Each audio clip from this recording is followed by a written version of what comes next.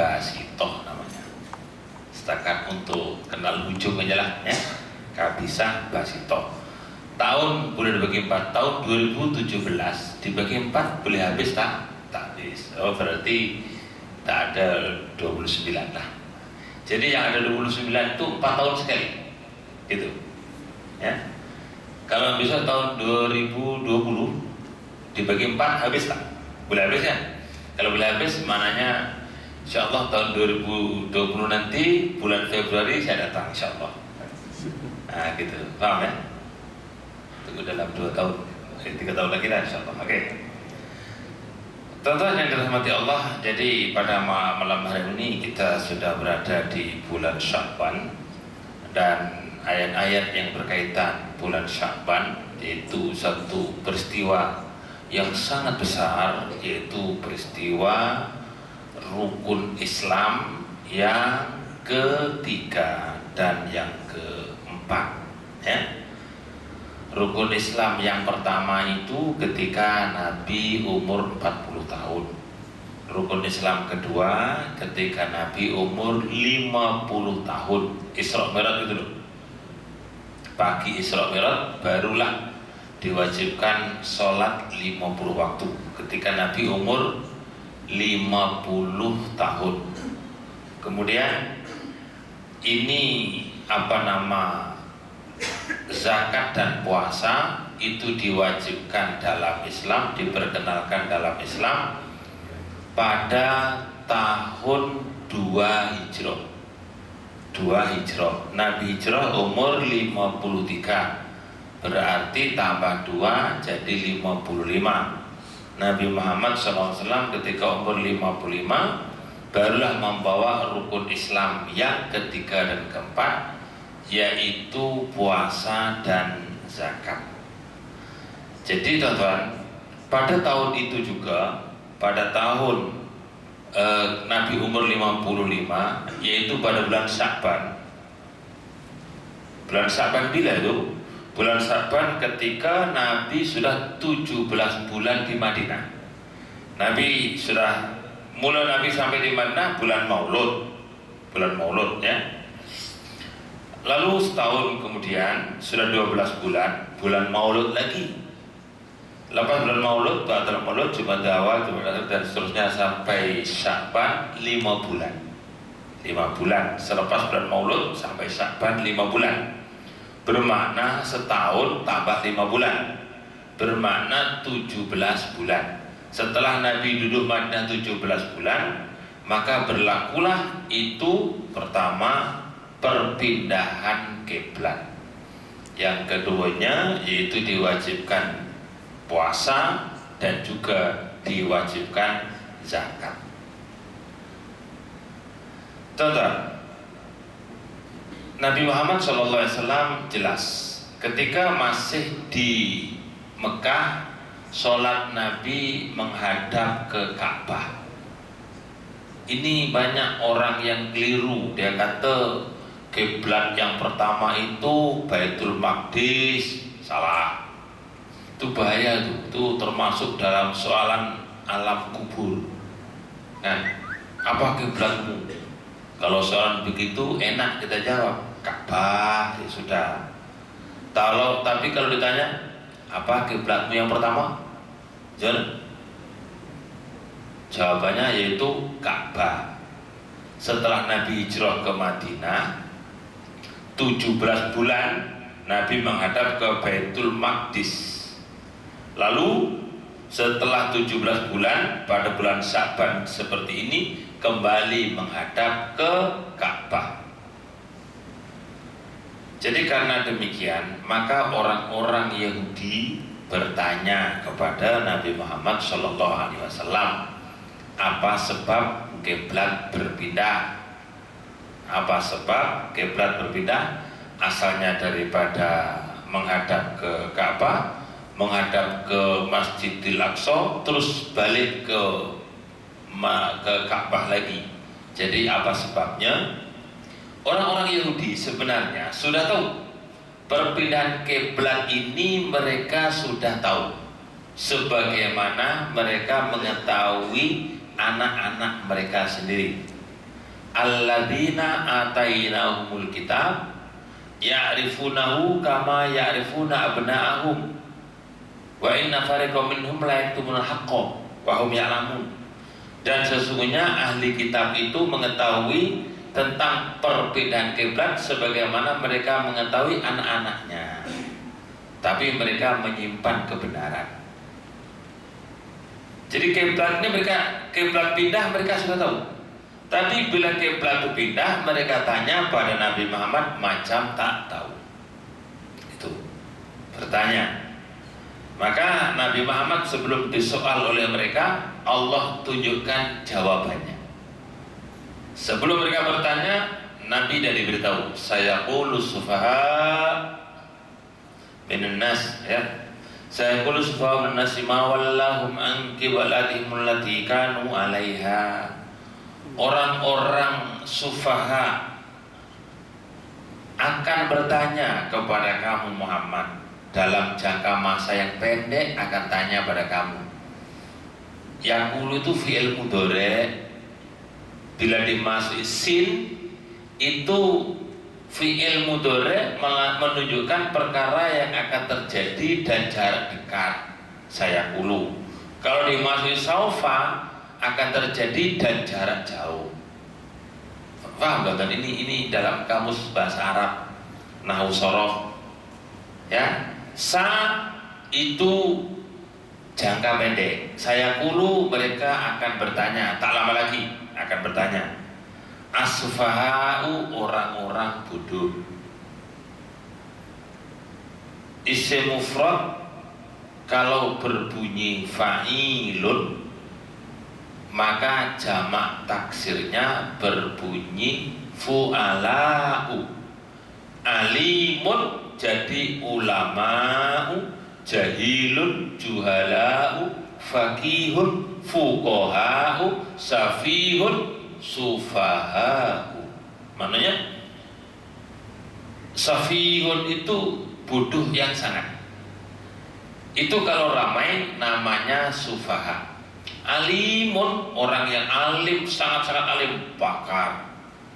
Kalau ramai namanya ulama. Ya, Gembong Wahabi mengatakan bahwa orang pergi masjid disebut alim tak boleh. Suruh sebut solehkah atau warak ke, tak boleh sebut alim. Pasal ramai orang pergi masjid tapi jahil. Wah, ini sudah bengong jadinya. Alim itu apa? Alim itu artinya orang yang mempunyai ilmu walaupun sedikit diamal. Itu alim namanya. Jadi tonton semua yang hadir ini dinamakan alim. Ngam, dah betul dah.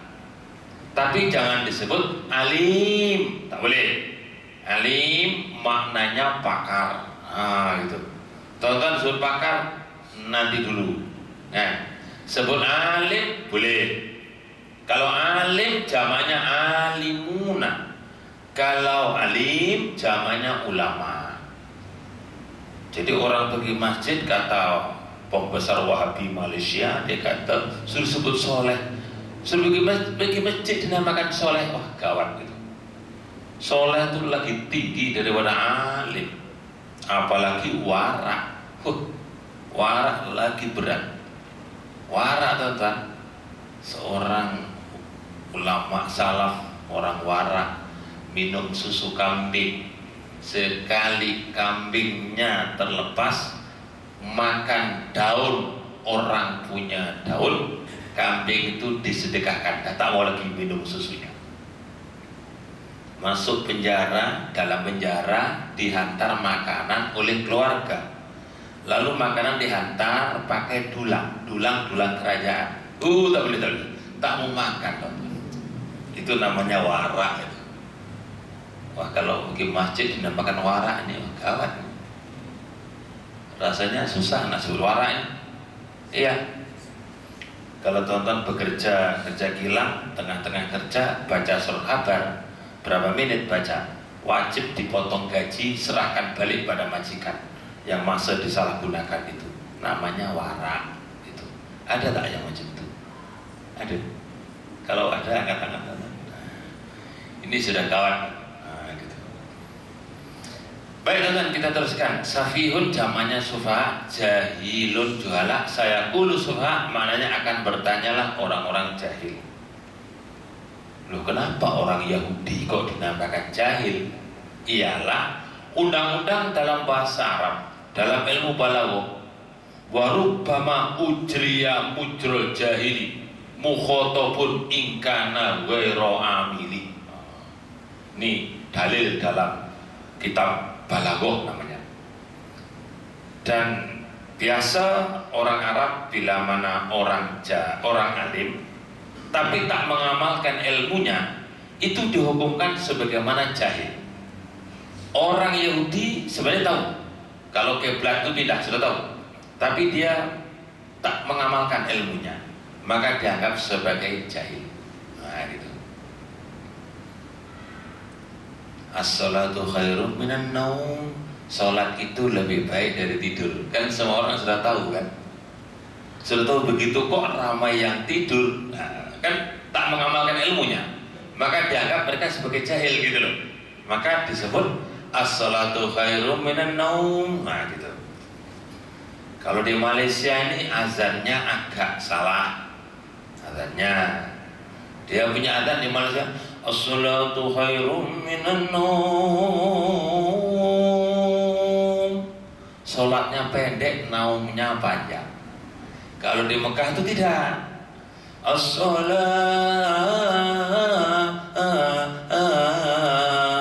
khairum minan naum. Salatnya panjang, naumnya pendek di Mekah. Di Malaysia naumnya panjang, salatnya pendek. Itu sudah ada lah ya. Baik. Jadi teman-teman yang dirahmati Allah, mereka tanya, kenapa kiblat berpindah? Daripada kiblat an kiblati allati kanu 'alaiha, dari kiblat yang sedia ada. Jawabannya ialah qul lillahil masyriqu wal maghrib. Katakan Muhammad, arah timur dan arah barat semua milik Allah. Arah timur itu artinya Ka'bah, arah barat artinya Masjidil Aqsa. Sebab Madinah duduk tengah. Kalau dari Madinah, Ka'bah itu di timur dan Baitul Maqdis itu di barat. Katakan Muhammad, timur dan barat milik Allah, artinya Ka'bah dan Sohroh. Sohroh artinya Baitul Maqdis, itu kesemuanya milik Allah.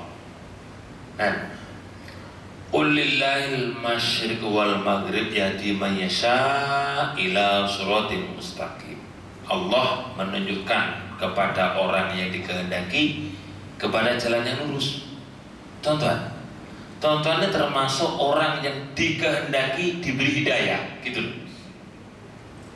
Sebab yang orang-orang dulu bersama Nabi Muhammad, hidup sama Nabi Muhammad,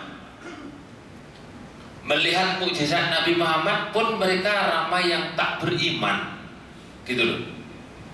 Tapi kita tak pernah melihat apa-apa mukjizat, tak pernah jumpa Nabi Muhammad, ziarah kubur Nabi Muhammad pun tak pernah. Ada yang pernah ziarah kubur Nabi Muhammad? Tonton, di Madinah itu bukan kubur Nabi Muhammad, jangan salah paham. Kubur Nabi di bawah, di atas itu cuma sampel aja loh. Bawah, tingkat bawah tuh ada kuburnya, atas tuh tingkat satu, yaitu tingkat satu, bawah ada lagi sebenarnya. Ya, nih, oh itu pun dah rasanya sejuk hati, ya, merasa sudah ziarah ke kubur Nabi Muhammad. Padahal yang kita ziarah itu atas kubur, yang sebenarnya kuburnya di bawah. Baik, jadi teman-teman, Allah menunjukkan orang yang dikehendaki. Ini berita baik, teman-teman, ya, bahwa Rasulullah bersabda yang bermaksud dunia itu diberikan kepada orang yang dicintai Allah dan orang yang tak dicintai Allah. Tapi agama hanya ditunjukkan orang yang dicintai oleh Allah.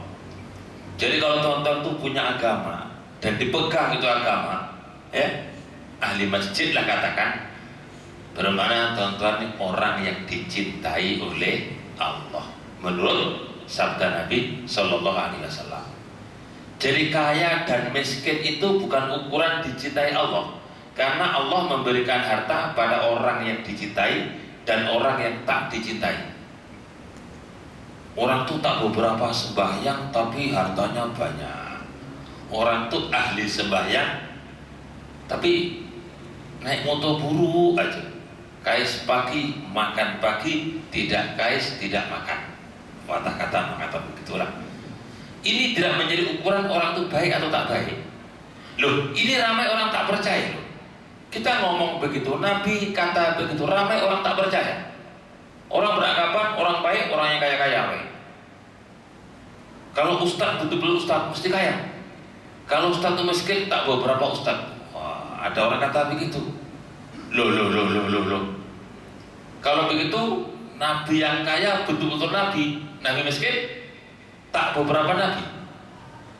Supaya tonton percaya, maka Allah membuat Nabi kaya dan Nabi miskin, gitu loh. Akhirnya, oh iyalah kalau begitu, tak semestinya jadi Nabi mesti kaya, tak semestinya jadi orang baik mesti kaya. Jadi kaya bukan menjadi ukuran baik ataupun buruk seseorang, karena harta diberikan orang yang dicintai dan orang yang tak dicintai Allah.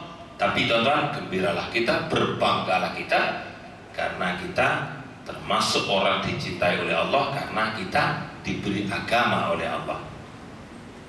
Yahdi man yasha ila siratal mustaqim. Wa kadzalika ja'alnakum ummatan wasata. Dan begitulah juga Allah berikan nikmat kepada kamu sekalian umat Muhammad, dijadikan umat yang baik, wasato. Wasatiyah, sederhana. Wasatiyah, orang yang baik. Sebaik-baik perkara itu perkara yang wasat, yang tengah, yang sederhana. Kita wasato. Litakunu syuhada'a 'alan nas, supaya kamu menjadi saksi kepada para manusia. Menjadi saksi pada para manusia. Siapa yang kita saksikan? Oh ini tonton, ini yang berita agak beberapa enak ini. Tonton, ini sama, tak kira ustaz atau bukan ustaz, imam atau makmum, tak kira. Yang penting dalam ayat ini diterangkan, kamu semua akan tampil menjadi saksi. Saksi kepada para nabi-nabi terdahulu. Loh, saksi nabi-nabi terdahulu. Tonton lahir tahun 1900 berapa. Oke. Tapi menjadi saksi kepada para nabi yang lahirnya sebelum tahun 1, sebelum tahun 1 Masehi. Mulai dari Nabi Adam sampai Nabi Isa, kita suruh jadi saksi bahwa para rasul telah menyampaikan risalahnya. Tonton, sudah sanggup, sudah bersedia untuk menjadi saksi? Sudah berani tampil jadi saksi? Kalau saksi di mahkamah itu mesti tahu betul-betul pakai baju kotak-kotak atau pakai baju jalur-jalur, mesti jawabannya tepat, baru boleh jadi saksi. Orang bertanya, seorang sahabat bertanya pada Rasulullah, boleh tak saya jadi saksi? Maka Rasulullah menjawab, kamu ada nampak matahari kah? Dia kata, ya nampak. Oke. Kalau kamu melihat kejadian itu sebagaimana kamu melihat matahari, silakan jadi saksi. Jadi tonton, melihat kejadian para nabi dulu, menyampaikan risalahnya atau belum, tonton mesti macam melihat matahari, begitu terang dan jelas. Nah, kalau tonton masih samar-samar, nak tampil jadi saksi, itu akan memalukan negara. Sebab wa yakuna rasulu alaikum syahida, dan Nabi Muhammad atas kamu menjadi saksi. Ini loh ya, gak enak itu tonton. Nabi Muhammad hadir sama, terus kita masuk di kandang saksi, kita disoal, bagaimana ini ada umat Nabi Musa, dia kata Nabi Musa tidak menyampaikan risalahnya. Jadi bagaimana? Menurut kamu wahai saksi, wahai Muhammad, itu Nabi Musa menyampaikan risalahnya atau tidak? Nah, kita kena jawab. Jawabannya tak boleh. Iya, tak boleh. Tak boleh itu. Kena ya, macam itu. Kena yakin. Nah, tonton dah yakinkah belum? Nah, soalnya gitu. Kalau Nabi Musa mungkin iyalah. Kalau Nabi Yunus, Nabi Zulkifli di mana diutus? Nah, terus Nabi Syu'aib apa gelagat umatnya, kesalahan umatnya apa? Nabi Soleh. Nah, maknanya kita mesti faham Al-Quran, karena walaupun kita ini umat akhir zaman, dibekalkan Al-Quran yang menceritakan kepada para nabi-nabi semua. Jadi kita melihat para nabi-nabi itu berpandukan kitab suci Al-Quran. Jadi kalau tonton dah tentu akan jadi saksi. Kemudian sekarang ini tonton belum siap, umur pun dah 60 umpamanya, bila lagi. Nah, ini masalahnya. Bila kita akan membuat satu persiapan sebagai saksi, itu makanya teman-teman saya tawarkan diri saya, kan? Yang tahun lepas kita membuat tafsir Yasin, nah, tahun ini buatlah tafsir surat apa-apa lah, surat Luqman ke. Kadang-kadang ramai yang tak kenal Luqman Hakim itu siapa, ramai tak kenal. Tak tahu teman-teman, tak kenal tak Luqman Hakim? Luqman Hakim, mungkin kalau ditanya malaikat kalang kabut, siapa Luqman Hakim? Luqman Hakim ya Luqman bin Hakim. Wah kawan itu. Luqman Hakim itu nama seorang yang berkulit hitam legam, yang menjadi pembesar surga, yang disebut oleh Rasulullah SAW Sadatul Jannati min Sudan, salah satu pembesar surga dari kulit hitam tiga: Bilal bin Rabah, Raja Habsyah, dan Luqman Hakim. Ini pembesar-pembesar surga. Lah Luqman Hakim ramai tak kenal. Anak Luqman Hakim disebut di dalam Al-Quran. Qala Luqmanu libnihi wa huwa ya'idhuhu ya bunayya la tusyrik billah inna syirka la dzulmun azim. Disebut dalam surat Luqman. Anaknya itu siapa namanya dan apa ceritanya. Rasanya ramai yang belum kenal. Kalau belum kenal, tonton tak layak menjadi saksi. Kalau tak elak menjadi saksi, jangan mati dulu. Paham gak? Jaga kesehatan, jangan mati dulu, belajar dulu. Nah gitu. Kalau tonton belajar, tengah belajar, betul-betul belajar, mati. Ditanya malaikat tak boleh jawab. Apa jawabannya? Saya sedang belajar sebenarnya, belum tamat sudah dipanggil. Adalah alasan kalau kita berusaha. Kalau tak berusaha, besok dia jawab sendiri, ya sudah. Itu aja. Anaknya bernama itu Saron, anaknya. Anak Luqman Hakim namanya Saron. Sa alif ro alif nun. Saron. Kan sama dengan nama Perdana Menteri Israel yang dulu. Nah, gitu. Sharon. Nah, degil sama dengan Perdana Menteri Israel, degilnya sama. Nah, Luqman Hakim itu ada benih sawi satu guni. Setiap memberi nasihat pada anaknya, diambil benih sawi, dikeluarkan dari guni. Satu nasihat dikeluarkan dari guni, dikeluarkan dari guni, sampai habis satu guni, anaknya masih juga belum beriman. Akhirnya kalau nasihat saya berikan pada gunung, hancur itu gunung, kan? Barulah anaknya itu masuk Islam. Namanya Saron, anak Luqman Hakim. Oke, teman-teman, kita teruskan. Tuan-tuan, jangan rasa sudah aman, aku sudah haji, ganjaran haji mabrur tiada lain melainkan surga. Aku dah membuat masjid, aku bantu buat masjid. Nabi dah jamin, man bana lillahi masjidan banallahu lahu baitan fil jannah. Siapa buat rumah, buat masjid, bina masjid, Allah akan buatkan rumah dalam surga. Dah banyak hadis yang menunjukkan saya masuk surga. Iya tuan-tuan. Tapi sebelum ke surga itu kita melalui beberapa proses, termasuk kita tampil menjadi saksi, dan Nabi Muhammad wa yakuna rasulu alaikum syahida. Dan Nabi Muhammad Rasul, ada Rasul tertentu, yakni Nabi Muhammad sallallahu alaihi wasallam, alaikum ke atas kamu, syahida sebagai saksi. Agak-agak kalau kita ditanya dan tak boleh jawab atau tak mau tampil jadi saksi, malu tak kita?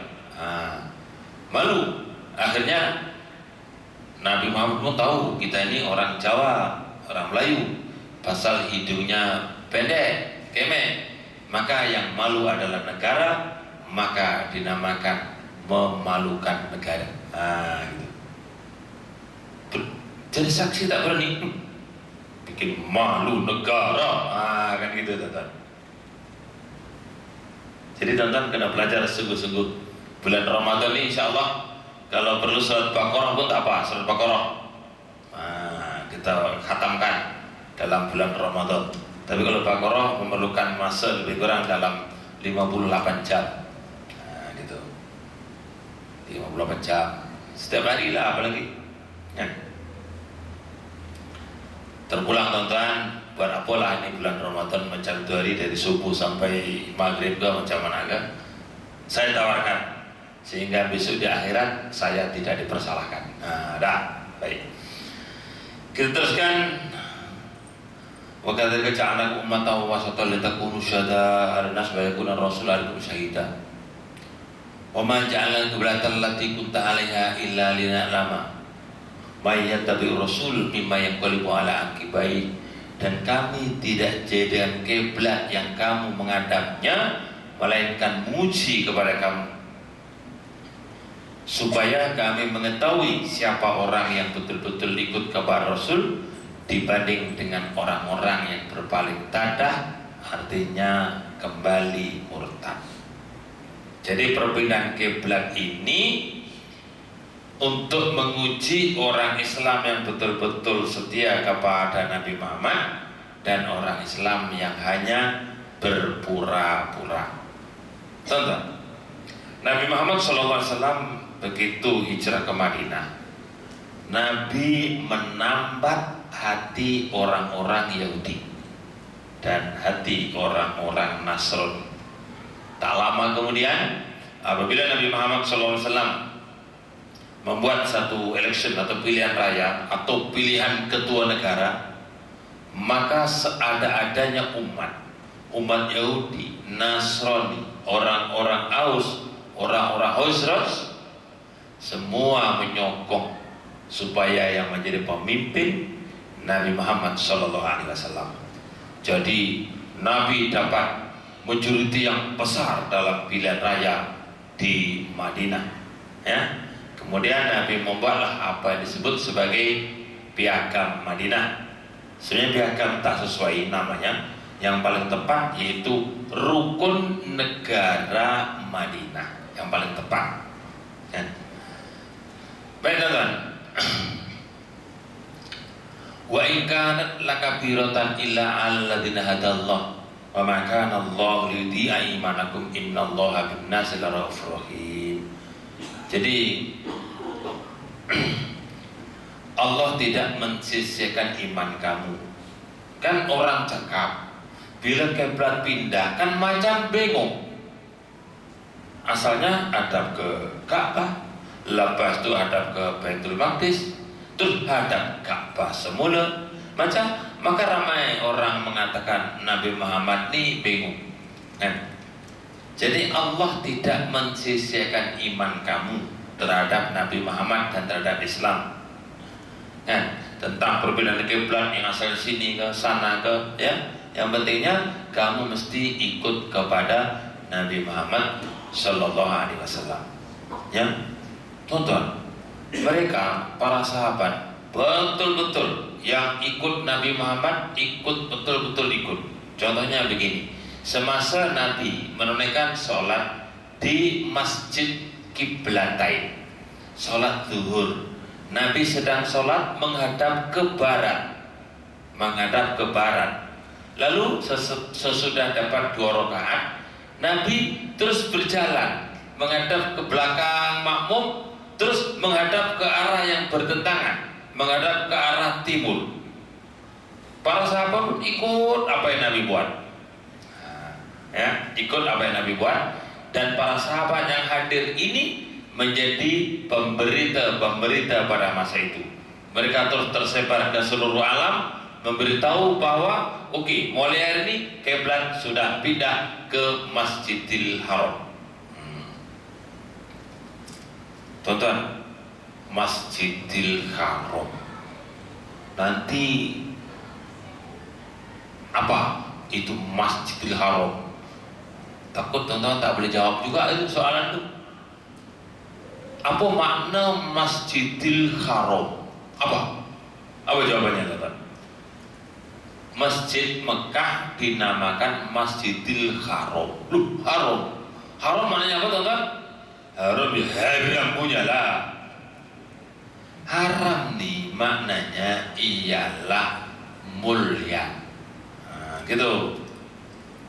Jadi kalau YB di Malaysia dinamakan YB yang berhormat.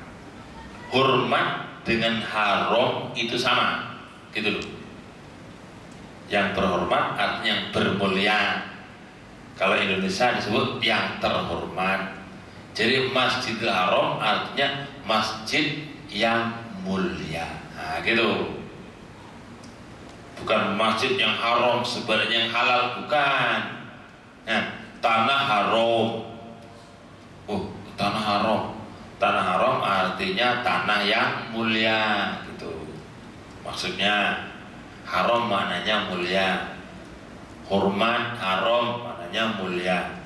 Jadi dalam bahasa Arab, teman-teman, kita tengok siyaqul kalam. Siyaqul kalam.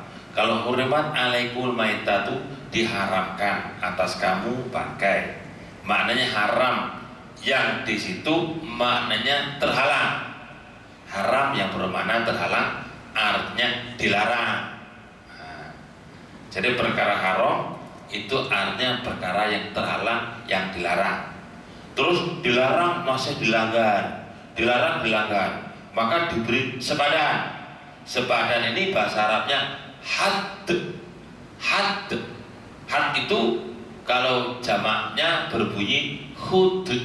Nah, jadi akhirnya ada hudud. Hudud itu sepadan. Sudah dilarang dibagi sepadan. Umpama jalan di sana ada gaung. Nah, dilarang memandu kereta masuk gaung. Tapi orang suka juga masuk gaung. Kalau begitu diberi hudud, diberi pagar. Nah, gitu. Kalau hudud dilanggar juga saman dia, hampir itulah. Ya, ada paham. Jadi hudud artinya batas supaya orang tak terbabas. Nah, gitu. Sebagai rahmat Allah diberikan hudud. Nah. Jadi apa namanya?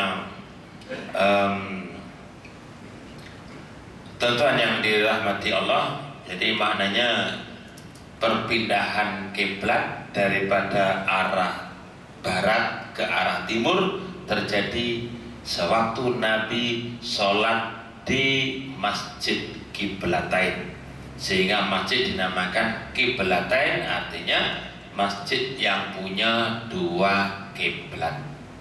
Asalnya kiblatnya sana terus menghadap sana.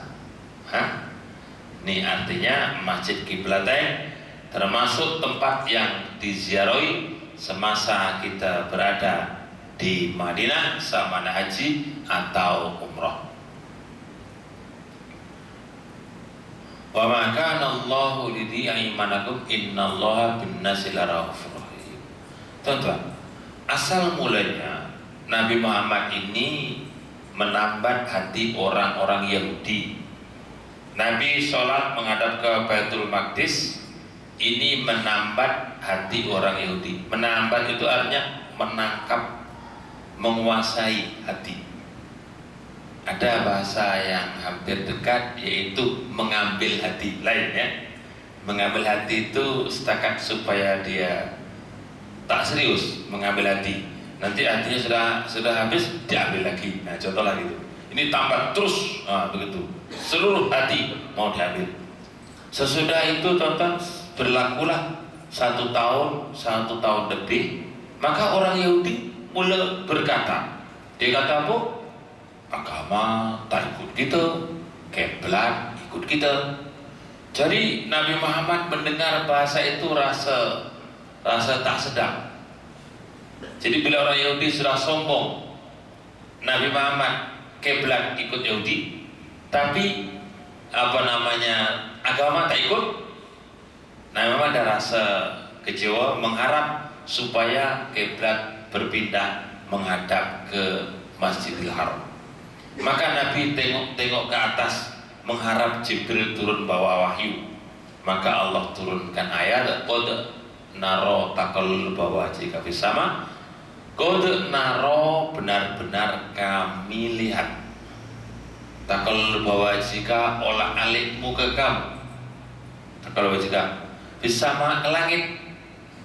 Qad naro taqallub wajhika fis sama falanwalliyannaka, maka hendaklah benar-benar kamu hadapkan wajahmu ya ke kiblatan, ke kiblat tardoha yang kamu ridho dengannya, yaitu kiblat yang berupa Ka'bah. Qad nara taqalluba wajhika fis sama falanwalliyannaka kiblatan tardoha fawalli wajhaka syatrul masjidil haram, maka arahkan, hadapkan wajah kamu ketika sedang sholat ke arah Masjidil Haram. Fawalli wajhaka syatro, arah Masjidil Haram. Jadi arah Masjidil Haram kita suruh hadapkan wajah. Dalam mazhab kita Imam Syafi'i menegaskan yang wajib menghadap ke Ka'bah dalam sholat ialah dada. Sedangkan dada itu kaus maknanya bulat. Jadi kalau bulat itu mukanya luas, sana pun muka, sana muka, sana muka gitu. Jadi kalau contoh macam kiblat itu agak singit sedikit ke apa, semua tidak ada masalah. Kalau tuan-tuan ingin tahu kiblat yang sebenarnya, ya, membuat cara manual, tak payah kita belajar, mudah saja. Kalau belajar panjang cerita, kita pendekkan cerita, gitu, ya. Jadi bulan 7 gini, matahari itu akan berjalan begini, ya.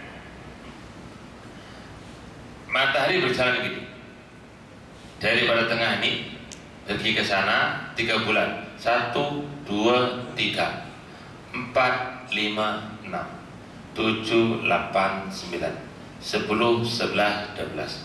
Jadi dalam masa setahun matahari itu macam 3 bulan, 3 bulan, 3 bulan, 3 bulan.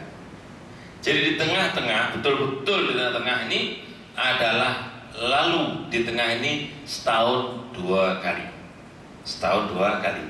yaitu pada 25 Julai. Waktu itu memang melalui betul-betul di atas garis khatulistiwa, khatul istiwa, betul-betul lurus dengan Ka'bah. Jadi kalau pada tanggal 25 Julai itu, di mana tenggelam terbenam matahari, disitulah kiblat. Senang ya kan? Ada apa enggak? Ya. Di mana terbenam matahari, disitulah kiblat. Senang. Ya, 6 bulan sekali. Jadi 6 bulan selepas 25 Juli itu bulan berapa? Tonton tengok sendiri. Ketika itu lalu lagi di atas, betul-betul di atas itu Ka'bah. Jadi bila di atas Ka'bah kita menghadap matahari, ngam-ngam menghadap ke Ka'bah. Contohnya dirahmati Allah, kita bicara dalam soal Ka'bah, kita buat ringkasan mengenai Ka'bah, teman-teman. Ka'bah ini ada 5, ya. Ka'bah ini ada 5 bentuk. Jadi teman-teman pun kena tahu ringkas mengenai sejarah pembinaan Ka'bah yang 5 bentuk ini, ya. Yaitu Ka'bah di zaman Nabi Adam, Ka'bah di zaman Nabi Ibrahim, Ka'bah di zaman Nabi Muhammad, Ka'bah di zaman Abdullah bin Zubair, dan Ka'bah yang ada pada hari ini. Jadi Ka'bah itu asalnya pada zaman Nabi Adam, yaitu 10 meter kali 13 meter. Ka'bah zaman Nabi Adam.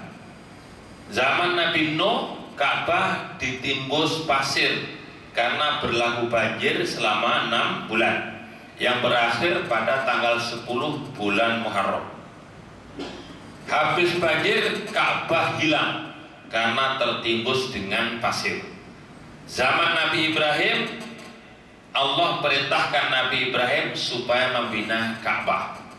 Jadi kalau dilihat dari samping, Ka'bah itu begini. Ini bukit turun jadi aja nih. Ka'bah itu duduk di sini. Jadi Ka'bah. Jadi ini dari atas turun ke bawah, sini naik. Ka'bah duduknya di lembah, biwadin ghairi dzi zar'in inda baitikal muharram. Jadi Ka'bah duduk di lembah, di tanah yang rendah. Jadi bila banjir, pasir-pasir ini akan menimbus Ka'bah. Pasir-pasir. Akhirnya Ka'bah hilang, tertimbus pasir. Hilang Ka'bah, tertimbus dengan pasir. Zaman Nabi Ibrahim itu pasir ditiup angin. Bila ditiup angin, pasirnya hilang. Pasir hilang. Pasir hilang. Maka Ka'bah itu nampak begini.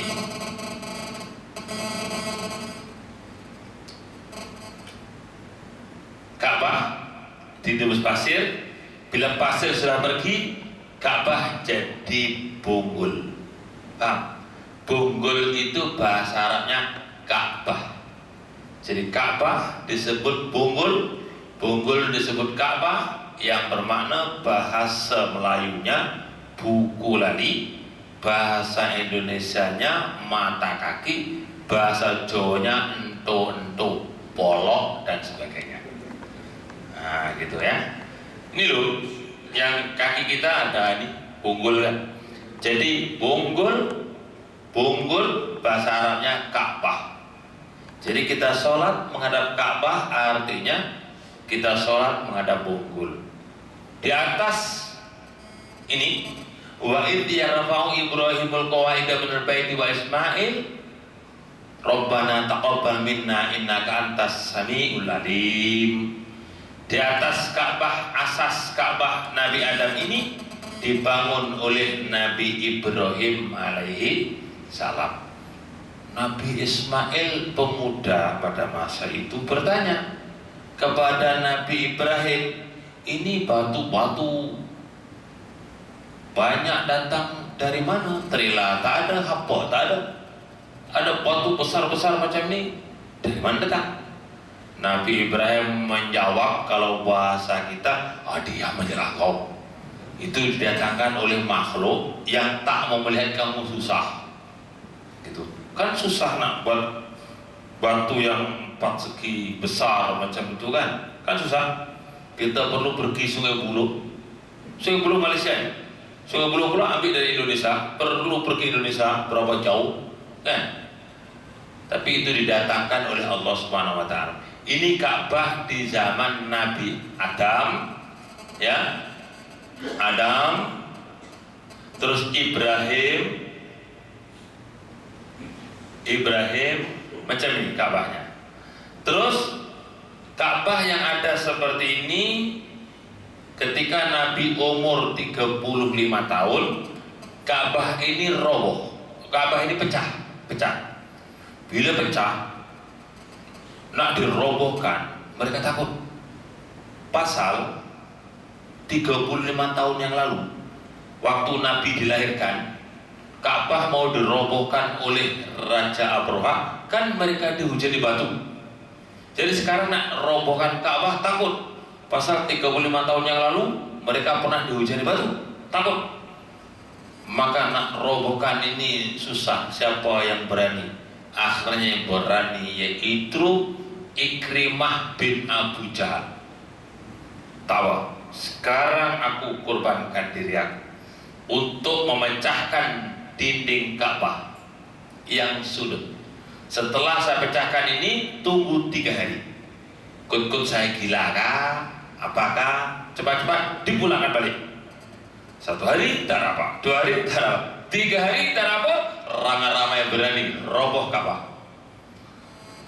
Sudah roboh, dibangun balik.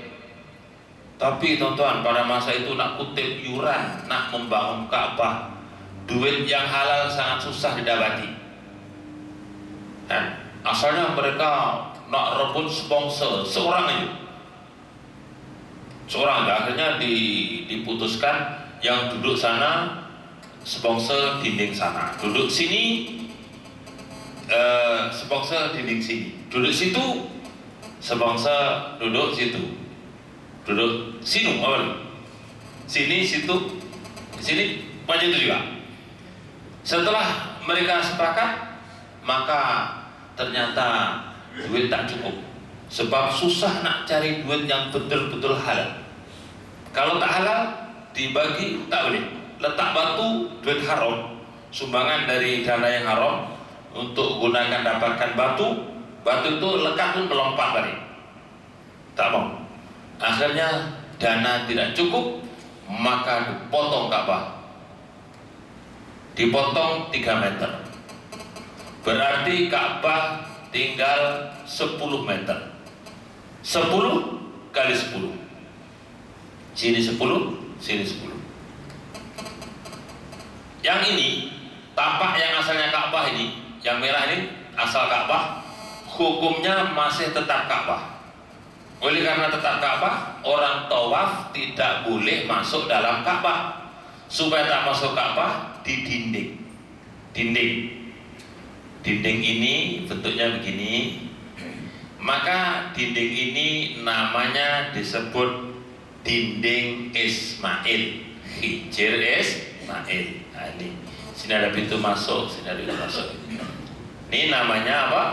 Hijr Ismail, supaya orang tidak masuk ke dalam Ka'bah, karena ini hukumnya dalam Ka'bah. Kemudian di sini ada pancur emas. Jadi kalau hujan teman-teman, nanti air turun daripada atas tuh, kan? Daripada pancur emas tuh kalau hujan, wah itu ambil barokah, insya Allah kita akan berlumuran dengan tai burung, insya Allah. Nah, itu tak ada kena mengena barokah tak kena mengena, kan? Cuma orang Arab banyak mengambil barokah lah. Kalau ada orang perempuan pakai apa tuh, pakai itu air yang terjun dari pancur emas ini, udah basah badannya, maka dipegang ke, wah ini barokah, ambil kesempatan. Ini semua tak ada kena mengena, teman. Jadi ini Ka'bah di zaman Nabi Muhammad, Nabi Adam, Nabi Ibrahim, Nabi Muhammad sini. Oke. Seterusnya, bila mana Islam telah berjaya membuka kota suci Mekah, Aisyah berkata, wahai Rasulullah, tidakkah sebaiknya Ka'bah dikembalikan sebagaimana Ka'bah zaman Nabi Ibrahim? Nabi menjawab, iya bagus. Nak dikembalikan zaman Nabi Ibrahim bagus, tapi saya bimbang karena mereka baru masuk Islam. Baru masuk Islam, takut nanti jadi isu, jadi menyusahkan mereka. Maka dibiarkan Ka'bah seperti ini, walaupun hati Nabi Muhammad setuju dikembalikan Ka'bah zaman Nabi Ibrahim. Setelah Nabi Muhammad wafat, khalifah diganti Abu Bakar, Umar, Utsman, Ali. Sudah khalifah diganti dengan Ali, Ali diganti dengan Muawiyah, ganti dengan Muawiyah. Bila Muawiyah meninggal dunia, khalifah diganti oleh Hasan. Bila Hasan dilantik, Muawiyah punya anak Yazid dilantik. Ada dua khalifah. Ada dua khalifah, kan? Akhirnya Yazid, kan? Akhirnya si Hasan dipanggil ke Kufah dan di tengah jalan dibunuh di Karbala, di Irak, di Karbala. Tonton, seterusnya bila Yazid telah meninggal dunia, diganti dengan Muawiyah balik. Ya, bila Muawiyah sudah meninggal dunia, ganti dengan siapa? Hakam, ya. Hakam bin apa? Kemudian lepas itu diganti oleh Malik bin Marwan. Ketika Khalifah Malik bin Marwan, ketika itu di Mekah, Abdullah bin Zubair dilantik menjadi khalifah di Mekah, sedangkan Malik bin Marwan itu ada di Baghdad. Akhirnya atas arahan persetujuan Malik bin Marwan, maka Abdullah bin Zubair kena ditangkap dan dibunuh. Semasa Abdullah bin Zubair diakui atau ditabarkan sebagai khalifah, Abdullah bin Zubair membangun Ka'bah, dikembalikan semula sebagaimana Ka'bah di zaman Nabi Ibrahim. Berarti di sini Abdullah bin Zubair yang buat. Abdullah bin Zubair, Zubair bin Awam. Lepas itu bila Abdullah bin Zubair meninggal dunia, maka Ka'bah ini dah hancur karena dibom menggunakan manjanek. Manjanek itu macam lastrik, tapi pelurunya sebesar kepala orang besar. Dilepaskan manjanek daripada Jabal Abi Qubais, terkenalah dinding Ka'bah sampai pecah dan sebagainya, sehingga terbunuhlah Abdullah bin Zubair. Maka dibangun semula oleh Hajjaj bin Yusuf As-Saqafi. Jadi Ka'bah ada 5 ya, ada Ibrahim, Nabi Muhammad, Abdullah bin Zubair, dan Hajjaj. Tonton, bila mana khalifah berganti daripada khalifah Muawiyah bertukar kepada khalifah yang berikutnya, yaitu khalifah Abbasiyah, Imam Hanafi ada menjumpai atau menemui dua masa khalifah ini, yaitu khalifah Umayyah dan khalifah Abbasiyah. Imam Hanafi sebagai mufti pada masa itu dan dimintai pandangan mengenai Ka'bah yang ada zaman Hajjaj bin Yusuf sama dengan Ka'bah zaman Nabi Muhammad. Ka'bah mau diroboh semula dan dibuat sebagaimana Ka'bah zaman Nabi Ibrahim. Bertanya kepada mufti, yaitu Imam Hanafi, maka kata Imam Hanafi, kalau ganti raja, ganti Ka'bah, akhirnya Ka'bah menjadi kebanggaan raja-raja. Untuk itu saya fatwakan supaya Ka'bah dikekalkan. Nah, ini Ka'bah yang ada pada hari ini, yaitu Ka'bah Hajjaj bin Yusuf As-Saqafi. Itu seorang gubernur Hijaz, Mekah, Madinah, ya, dan ditambah lagi yaitu gubernur di Syria oleh raja atau oleh khalifah Malik bin Marwan. Ini kisah Ka'bah teman-teman. Jadi lima bentuk Ka'bah: Nabi Adam, Nabi Ibrahim, Nabi Muhammad, Abdullah bin Zubair, dan Hajjaj. Nabi Adam semua ada kenal, Nabi Ibrahim kenal, Nabi Muhammad apalagi, Hajjaj bin Yusuf dan juga Abdullah bin Zubair mungkin tak beberapa kenal. Untuk pengetahuan, Zubair bin Awam. Awam itu besan Abu Bakar. Anak Abu Bakar nama Asma, anak Awam namanya Zubair. Zubair kawin dengan Asma, ada anak nama Abdullah. Abdullah bin Zubair adalah anak kelahiran Madinah. Pertama sahabat melahirkan anak di Madinah, itulah dia Abdullah bin Zubair.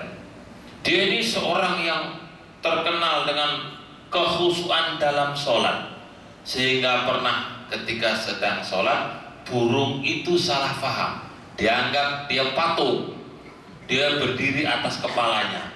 Tonton pernah ada burung berdiri atas kepala sedang sholat karena terlampau khusyuk. Gitu. Abdullah bin Zubair, ya. Jadi kiranya cucu kepada Abu Bakar melalui anaknya yang bernama Asma binti Abu Bakar. Abu Bakar itu istrinya nama Asma, anaknya juga nama Asma. Itu maka penting kita ketahui bintinya. Asma binti Abu Bakar, putri atau anak perempuan. Satu lagi Asma binti Umais, itu istri Abu Bakar. Jadi istrinya ada 4. Abu Bakar itu istrinya ada 4, yaitu Qatilah, Ummu Ruman, ya, Qatilah, Ummu Ruman, kemudian Asma binti Umais dan Habibah. Ada 4 istri Abu Bakar dan ada anak seramai 6 orang, ya, 6 orang. Jadi teman-teman, ini kisah ringkas mengenai Ka'bah yang bermakna apa? Ka'bah bermakna apa? Buku lali, jangan sila baca bulu kaki, ya. Buku lali punya dulu, ya. Itu Ka'bah.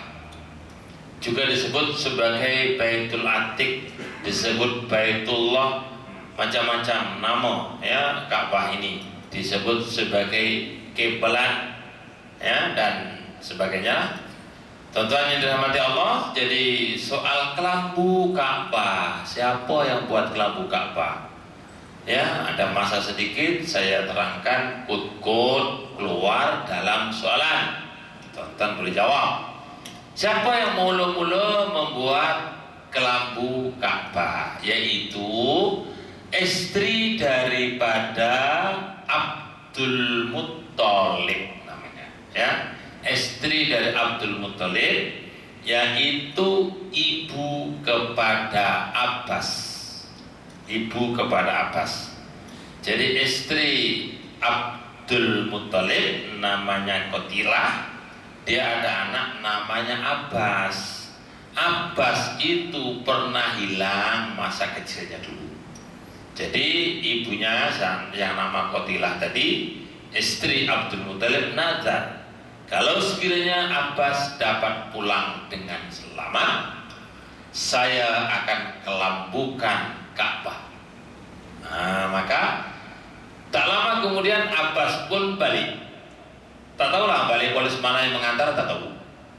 Kalau dalam sejarah tak sebut, tak boleh pandai-pandai gitu. Kita hanya boleh sampaikan apa yang kita baca, ya. Bila Abbas balik, maka gembiralah ibunya nama Qatilah tadi, dan dilaksanakan nazarnya. Ka'bah dibagi kelambu.